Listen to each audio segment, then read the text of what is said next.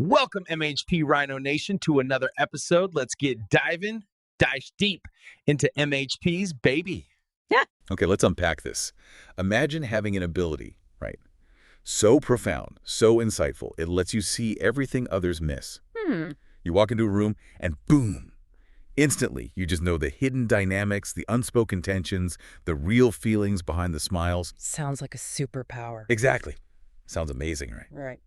Well, Carl Jung, the legendary psychologist, he uncovered this rare gift, but he called it something way more unsettling. Yeah. His most dangerous discovery. Yeah, and what's fascinating here, really, is that Jung wasn't talking about mental illness. Not in the usual sense. Right. He was documenting people with what he called differentiated perception. Their consciousness was just so acutely developed, maybe even too advanced, that it often led them down this path of, well, immense suffering and isolation. But it wasn't all bad. No, not necessarily, because if they could integrate it correctly, if they could learn to handle it, it could transform them. They could become truly extraordinary contributors, bringing real understanding. So today, we're diving into excerpts from a YouTube video, The Danger of Seeing What Others Don't Go Agorum, from the Surreal Mind channel. And our mission, basically, is to explore what this differentiated perception really is. Why did Jung think it was so dangerous? And maybe most importantly, how can these folks navigate it? Yeah, how can they not just survive this gift, but actually thrive and maybe even use it to contribute something valuable? Okay, so here's where it gets really interesting. It may be a bit unnerving. Jung, in his clinical practice, right, he started noticing this pattern. Patients who could just read microexpressions, sense hidden emotions, see these deep psychological patterns that completely flew past everyone else. Well, like they had psychological X-ray vision. Exactly. Seeing straight through the social masks, detecting lies instantly, feeling the unconscious tensions just simmering in a room. He realized pretty quick this wasn't sickness, it was something else, a heightened awareness. Which brings us to the big question. Why was this so dangerous? I mean, seeing more, shouldn't that be good? You think so? But Jung documented how these individuals consistently found themselves isolated, just utterly exhausted, and they really struggled to maintain, normal relationships. He often talked about this key patient in 1913, a highly introverted, intuitive type. She came to him during her own really deep psychological crisis. Okay. And she could walk into a room and immediately sense the whole psychological atmosphere, like who was lying, who was carrying deep emotional pain, who had these secret resentments. She felt everything. Pretty much, she literally said she couldn't engage in small talk because she saw through every social facade. Wow. I can imagine that would make people uncomfortable. Deeply uncomfortable. Her presence made people feel exposed. It disrupted what Jung called the collective unconscious agreements. Okay, wait. Collective unconscious agreements. What are those exactly? Like the unspoken rules, the stuff we all pretend is fine even when it isn't. Precisely. The comfortable illusions, the polite fictions that kind of keep groups functioning smoothly. And these perceptive people, they just shatter that. They see the emperor has no clothes, and nobody likes that. Yeah, that makes sense. And Jung realized this wasn't just awkwardness. This was consciousness too advanced for social survival. He started digging into this thing called participation mystique. Right, you mentioned that. What is it? It's where these highly perceptive individuals get so overwhelmed by other people's unconscious stuff, their feelings, their thoughts, their shadows, that their own psychological boundaries kind of dissolve. So they're absorbing everyone else's psychic noise. Exactly, soaking up emotional and psychological static. It becomes incredibly hard to tell where I end and they begin, just utterly draining. That sounds nightmarish. And you said this isn't just Jung's time, right? We hear about Dr. Elaine Aron's work on highly sensitive persons, HSPs. That's more common, maybe 20%. Yeah, HSP research echoes some of this, definitely. But Jung was really zeroing in on a much rarer group, the introverted intuitive type, maybe only 1% of the population. Okay. These are the ones who perceive the unconscious patterns with just startling clarity. They're the ones who really see the depression behind forced smiles, or they sense the desperation beneath confident presentations. They feel the collective shadow, the stuff that groups unconsciously agree to just ignore. So it's a specific kind of deep seeing. Very specific. And Jung wrote something powerful about this. He said, the danger lies not in the perception itself, but in the psychic isolation it creates. When one sees clearly what others cannot or will not see, one becomes a mirror that society cannot bear to look into. This is what he called the problem of the superior function. Your greatest strength becomes your biggest burden. Exactly, because it separates you. It cuts you off from that sort of collective unconscious flow everyone else is in. You feel like you're living in a different reality. Wow. It gets even worse, doesn't it? The social fallout. Oh, yeah. Because they see others' unconscious stuff so clearly, they often become targets, unwilling targets for what Jung called shadow projection. Shadow projection. Yeah. Meaning people dump their own unacknowledged negativity onto the perceptive person. Precisely.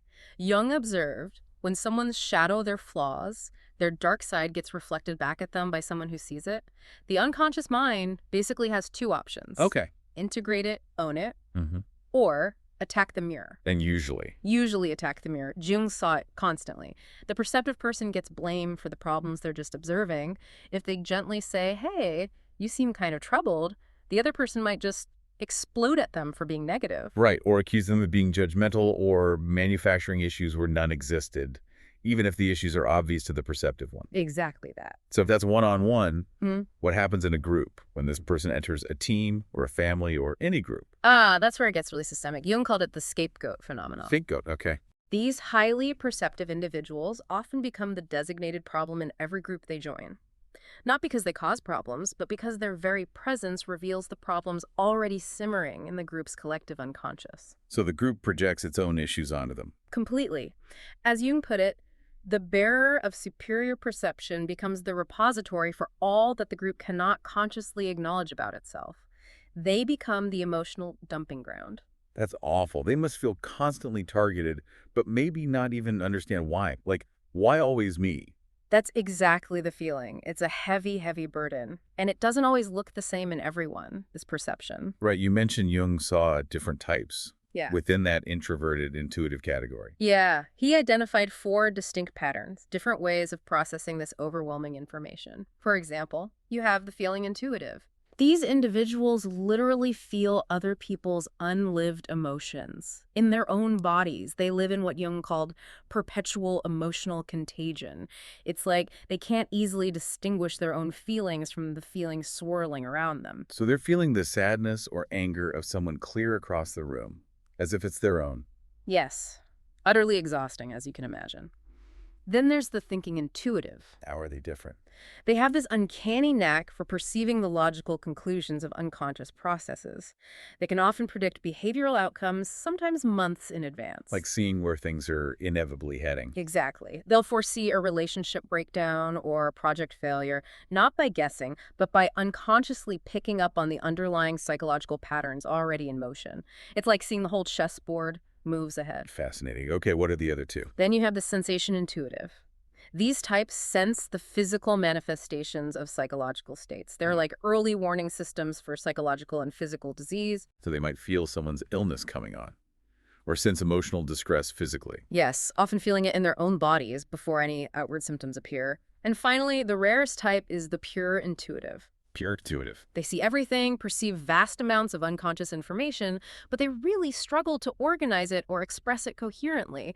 They live in a state of perpetual overwhelm because the input floods them without a strong enough internal structure to process it. So feeling, thinking, sensing, or just pure overwhelm. The common thread is this perception that's just too much or not integrated properly. Precisely. And Jung ultimately boiled down the danger of this whole discovery into 3 core threats. Okay, what were they? First, collective unconscious disruption. Simply by being authentic, by seeing things as they are, these individuals threaten the collective agreements upon which social cohesion depends. They poke holes in the shared reality. Makes sense. Second. Psychological isolation. Their specific kind of consciousness cannot be shared with those who do not possess it. It creates this island of awareness, a profound loneliness, because your deepest insights just aren't understood. And the third sounds the most frightening. It is identity dissolution. They become so flooded with other people's psychological, material thoughts, feelings, shadows, that they lose contact with their own authentic personality. It's a true psychological annihilation in what Jung called participation mystique. Your boundaries just dissolve. You lose yourself. Chilling, just completely losing who you are. But Jung wasn't just about diagnosing the problem, right? He was a healer. He must have had a solution. Absolutely. He believed this wasn't a death sentence. He developed the individuation process as the antidote. Individuation. We hear that term a lot with Jung. Yes, and here it's absolutely crucial. It's a systematic way to maintain your own identity while developing a conscious, functional relationship with all this unconscious content you're perceiving. So how does it work? What are the steps? Well, if we connect this to the bigger picture, the first phase is recognition and differentiation. The main task here is to establish what belongs to you and what belongs to others. Sorting it all out. Exactly. This means spending regular time alone, in solitude, allowing all that absorbed psychic stuff to settle so you can start hearing your own authentic psychological voice amidst the noise. Learning to filter the signals. Find your own signal in the static. Precisely. Then comes phase 2, shadow integration. Ah, the shadow work. Key stuff. Remember Jung's quote, "Everything that irritates us about others can lead us to an understanding of ourselves." Yeah. It means realizing that you contain every human quality you see out there, the good, the bad, the ugly. Owning your own potential for darkness allows you to see clearly in others without judgment or without unconsciously attacking them because they mirror something in you. So you see it, but you don't react personally. You understand as part of the human package, including your own. Exactly. And that leads to the third phase, conscious participation. This is about engaging with others' psychological stuff without getting swamped, acting as a bridge between conscious and unconscious. How do you do that? Using those psychological containers you mentioned? Yes, developing psychological containers. It's Yeah. about consciously setting internal boundaries, building the capacity to hold external material, temporarily observe it, understand it, without letting it merge with your own identity. Like having a strong internal filter. Or maybe like a mental lab where you can examine things safely. That's a good analogy, a vessel. It allows you to use your gift to serve, to understand, maybe even to help, but without sacrificing your own psychological core, without getting wiped out by it. Okay, so this process seems vital. Did Jung see examples of this working or failing in history? Oh, definitely. He looked at historical figures. He saw someone like Friedrich Nietzsche as, well, a tragic example of unintegrated perception. Really? Educated. Yeah. Nietzsche saw through social facades with just devastating clarity, right? But instead of integrating those insights constructively, Jung felt he wielded it as a weapon against society. Which led to? Profound isolation and ultimately psychological collapse. Jung felt Nietzsche stayed identified with his superior function, this sharp intellect, never really learning to relate to it consciously or humbly. Ouch. So who was a positive example? Jung pointed to the medieval mystic Meister Eckhart. Eckhart also had this incredibly deep mystical intuition, but he channeled it differently. How so? Into compassionate service. He transformed his perception into wisdom that could nourish others. He spoke in ways that invited people in rather than pushing them away with harsh truths. Jung called it conscious humility. That makes a huge difference, using the insight to connect, not just critique. Exactly. And what's really crucial here is that Jung himself wasn't immune. Not at all. He went through this too. Intensely. He documented his own harrowing journey during his confrontation with the unconscious, roughly 1913 to 1919. It's all in the Red Book. All right, the Red Book. His own superior perception of unconscious material, both his own and the collective's, nearly destroyed him. It was this period of intense inner turmoil, his own crucible. So what changed? How did he get through it? He had this breakthrough realization. He understood these overwhelming experiences weren't just pathology, they weren't sickness, they were evolutionary. Consciousness itself trying to evolve, to break through old limitations. Wow. So seeing it not as a flaw, but as growth. Yes, a difficult, painful growth, but growth nonetheless. And that personal breakthrough completely transformed how he understood and treated patients with similar gifts. He'd been there. So even the master had to walk through that fire. That's reassuring, somehow. Given the intense isolation, though, Jung must have stressed finding connection. Hugely. He emphasized finding the few who understand. Building a real support system was critical because, as he wrote, this privilege cannot be realized in isolation. It requires witnessing by those capable of recognizing authenticity. You need people who get it. But who can get it? Who can handle that level of insight without freaking out or projecting onto you? Good question. Jung identified 3 types of relationships that are essential. First, fellow individuated persons. Others who've done the work. Exactly. You often recognize each other as members of what Jung called the conscious minority. These connections can be rare, but incredibly validating. You can finally just be. Okay. Who else? Second, those engaged in individuation. people who are actively on the path themselves, maybe through therapy, deep inner work.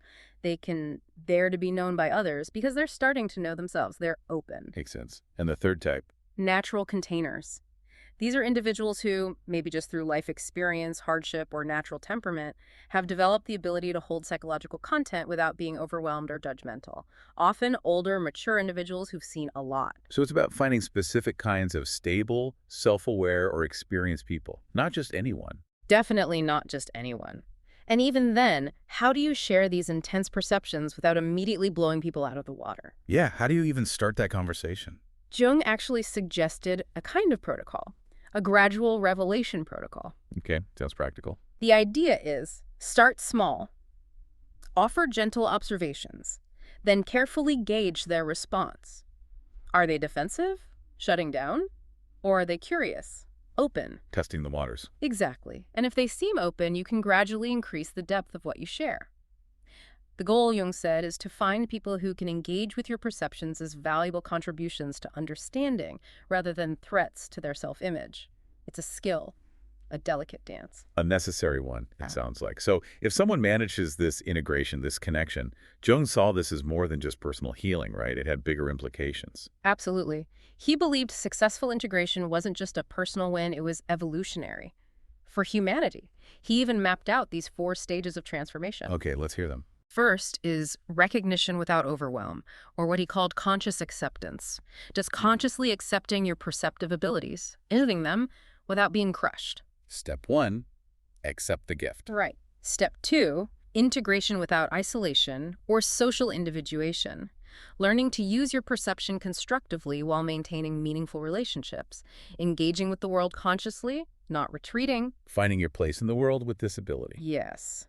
Third stage, service without sacrifice or conscious participation. Your perception becomes a genuine gift you can offer, maybe through your work or relationships, without depleting yourself. Serving the whole. Using it wisely. And the final stage, legacy without attachment, embodying the transcendent function, contributing to the evolution of collective consciousness, maybe subtly, without needing personal recognition or reward.